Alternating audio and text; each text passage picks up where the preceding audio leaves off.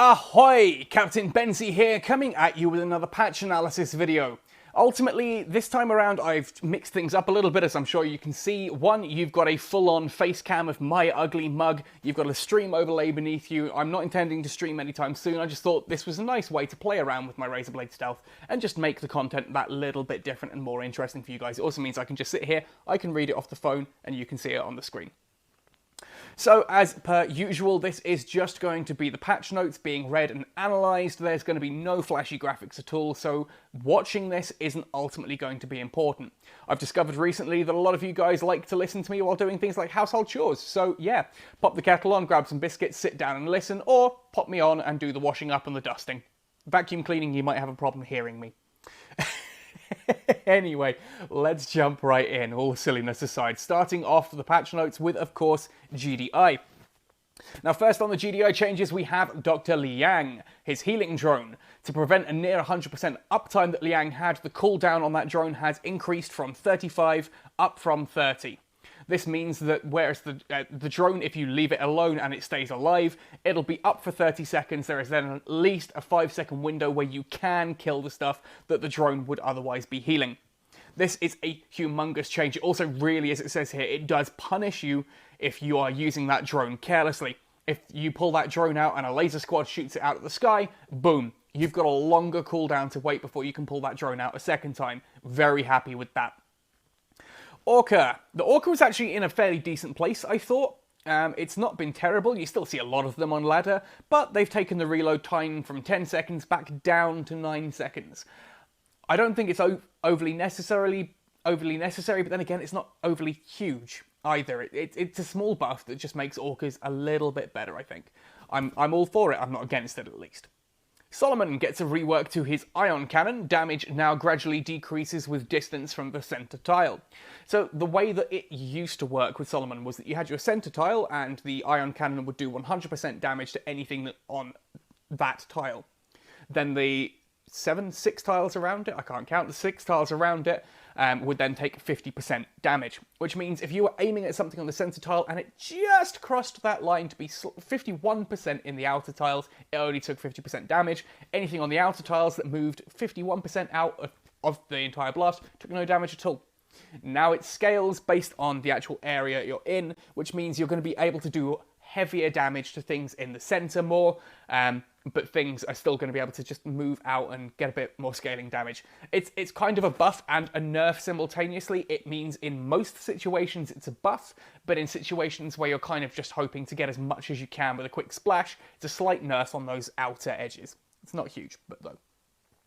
Now, the slingshot. This one, oh boy, did I cried tears of joy when I read this. Slingshots, in short, are going back up to 50, because slingshots at 40 was ludicrous. When I first did the slingshot intel report, I said there, the only reason that slingshots aren't going to get used is because pitbulls were so ridiculously broken. Slingshots are insane. They were insane at 50. They were insane, actually, at 60, I thought, when they were on the debug build. Taking them down to 40, just, oh, you can shut down all air for 40 Tiberium. Think about that.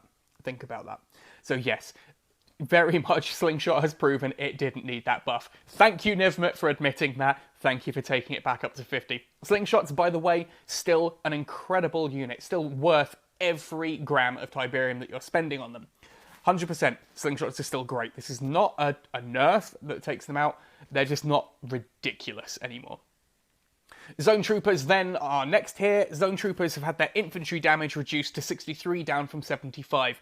That is a fairly considerable nerf. This is basically to stop things like Shockwave Troopers or MG squads losing so ridiculously hard to Zone Troopers. Zone Troopers could walk up to an MG squad of equal levels and 4-shot it.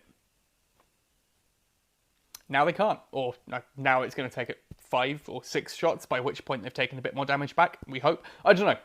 Zone Troopers, again, not in a terrible place, but they were just a little bit too tricky to counter. So now we move on to Nod, and oh, we get artillery nerfs. Of course we do, because everyone's complaining about artillery right now. Looking at this, when I read through this, the idea is that yes, it pushes it more into a support role. At least the cost hasn't changed, and the frankly ludicrous idea of removing the artillery's drop shot, the shoot at one range, I'm glad that that hasn't been done. What we've got is a minor increase on the time between attacks, going from 3.6 up to 3.9, and damage to vehicles has reduced a little bit, which means things like pit bulls and predators can close that gap a little bit more. Again, air is still your best bet. If you're not running air, and then you lose to artillery, well, artillery requires you to have multiple units to defend it. It requires you to get it out and set it up without your opponent stopping it before it's deployed. And then it requires that they don't have air units that can come in and punch it, or rockworms. I've been running rockworms, and boy, I laugh every time I see an artillery now, or Giga cannons. Just the rockworm tunnels under, up it comes, bam, gone. Stealth tanks as well are a great option for dealing with artillery, especially if you can keep them in stealth so that they don't take the damage on the way in. They come in, they one-shot an artillery, done. That said, you know, I'm not going to sit here and say, oh, they didn't need a buff, they didn't need a nerf, rah, rah, rah, rah, rah. I personally don't think they needed a nerf. I've personally had no issues dealing with artillery, and I've faced plenty of decent artillery players. Whenever if they've beaten me, it's because they've got that artillery out and they've done it well. When I've beaten them, it's because I was a more skilled player and could handle the fact that they had an artillery out. This makes it easier to deal with. I don't think that's going to take artillery completely out. I do think you'll see less artillery, and you might see more things like basilisks coming up now. I don't know. I'm still sad to see artillery getting nerfs left, right, and centre, but I'm not averse to this one. I don't think it's too much, is what I'm trying to say. The Avatar, Huzzah, is now getting a buff. The damage to vehicles has increased by 10, and damage to infantry has increased by 10 as well. Ultimately, yes, we know that the Avatar has been hit repeatedly with the nerf bat. Like, seriously, artillery is doing an impression of the Avatar, in short. That essentially, yeah, the Avatar has been nerfed and nerfed and nerfed and nerfed and nerfed. It looks like now the Avatar, they've decided, needs a little bit of love. Not much. Like, you know, there are people still using Avatar and winning reliably with them. I've been looking at doing the Avatar intel report again. So I've been watching a lot of footage of them recently. They're not bad. They're easy to counter. And there are times when they don't do quite enough damage as you'd hope they do. Hopefully this is the change that they need. This, for me, is huge. Banshees going down from 60 down to 50. I love Banshees. I love them so much. I've struggled with them recently. Like, genuinely, they've been a struggle to use. Taking them from 60 down to 50, I think is an important step. That gives Nod a little bit of sort of that mid-range anti-air, that little bit earlier on in the game.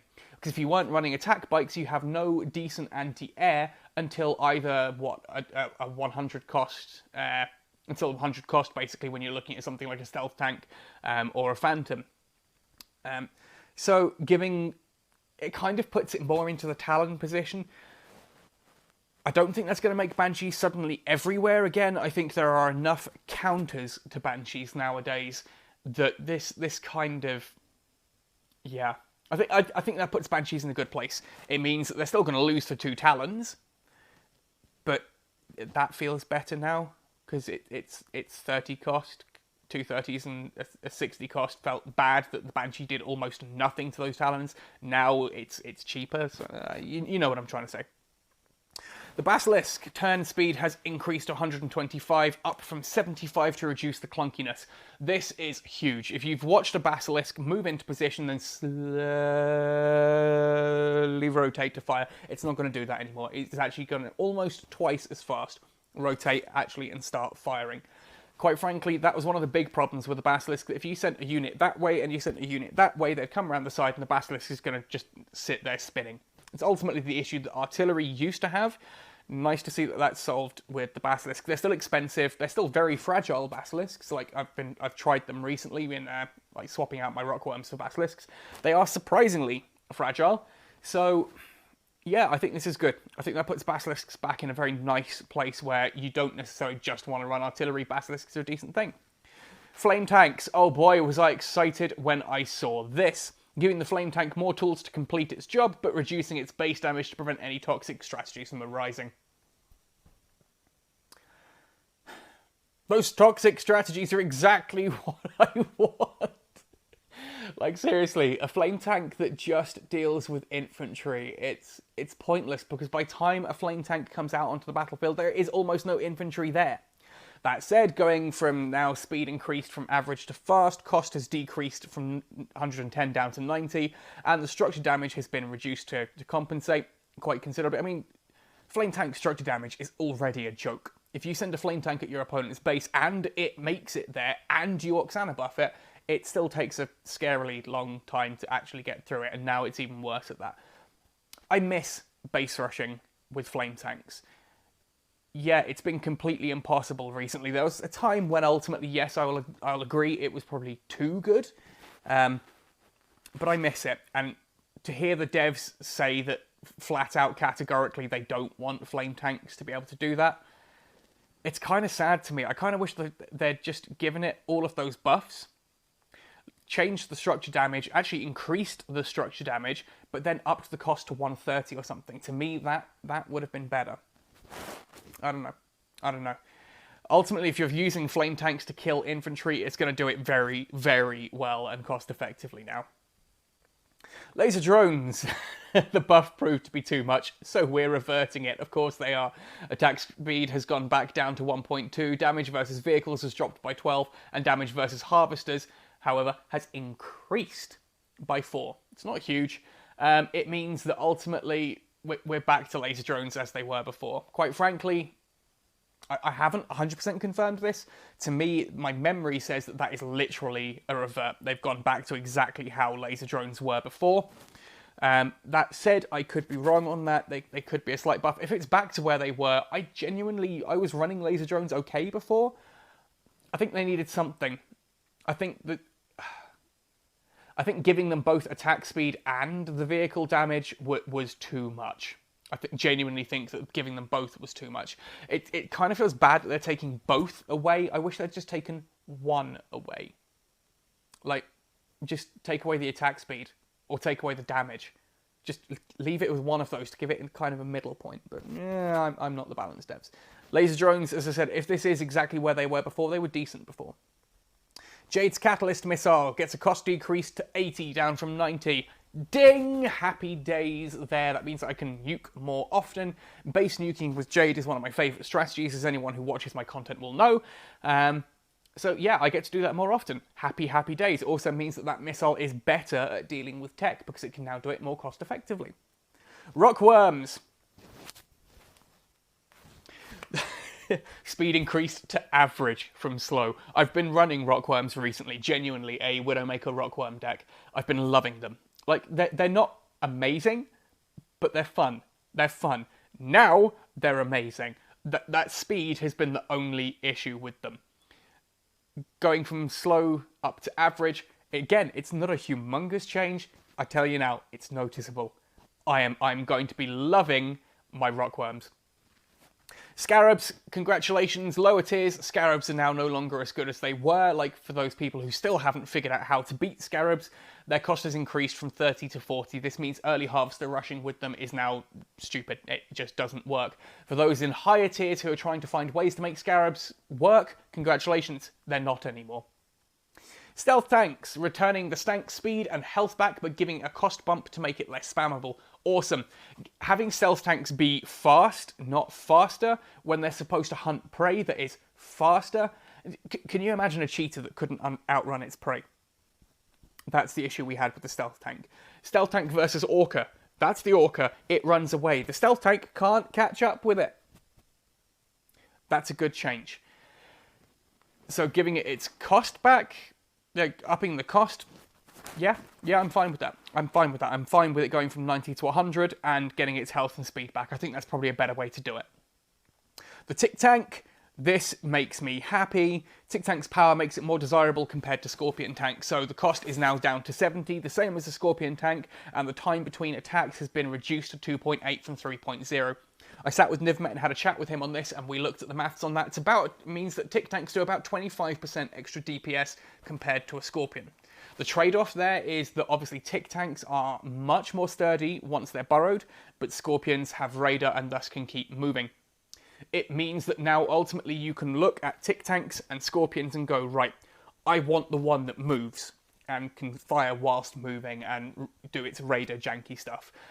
Or you can go, actually, no, I really want something that can sit on a pad and just sit there and defend it. And so there, you can go for the Tic Tacs. It's much more of a choice now, rather than a Scorpions are better. Now Tic Tacs really, really have a good place. And Widowmaker's favourite unit in the game, so whenever I see a Widowmaker patch note, I start holding my breath out of fear that it's getting nerfed again. So this is to give Nodtech a slightly stronger option for anti-air. Time between attacks has been reduced from 1.4 to down from 1.5. That is actually pretty big, because that means I can now hit you, hit you, hit you, hit you. Those barrages that the Widowmaker does, it now does faster. That means it is better at dealing with chunky air. That will now take down Basilisks and Kodiaks that little bit faster. Yeah, you're probably still going to need numbers, but it means they do it better, and they have just that little bit more health left over, making them more survivable. So for me, Widowmakers and Rockworms, currently running a Widowmaker Rockworm deck, I am happy with this. Stay tuned for the upcoming Widowmaker Intel report, because I'm going to be having fun and showing you guys how that deck now really, really works. Anyway, that just about wraps things up here. Of course, I'm sitting here talking to the camera. I hope I've not rambled too much on this one. Knowing that you guys can see me kind of puts me a little bit more on edge. Like, I'm worried I'm licking my lips too much, or that I'm pulling strange faces. But there we go. I'm definitely gesticulating too much. I'm going to put my hands down. But there we go. Anyway, those are my ideas on the patch notes, my thoughts and opinions on what I think is happening with this patch, how that's going to affect these units. I don't think anything disappears from the meta here. I don't think anything suddenly comes into the meta here, except maybe my Rockworm and Widowmaker deck. We'll see. Basilisks are definitely in a much better place now, though, definitely. Anyway, let me know your thoughts on the patch notes down below in the comments, or of course come and join us on the Gaming Galleon Discord. Links are all in the description below, and I think they should be, if I've got the camera pointing the right way, there's somewhere along the little overlay thing that's down here that I've made to look all very pretty. Come join us on the Gaming Galleon Discord, leave us comments below, support me on Patreon like the amazing people that you're seeing on screen now do. Yeah, happy days. Happy sailing, guys, and see you all on those battlefields soon.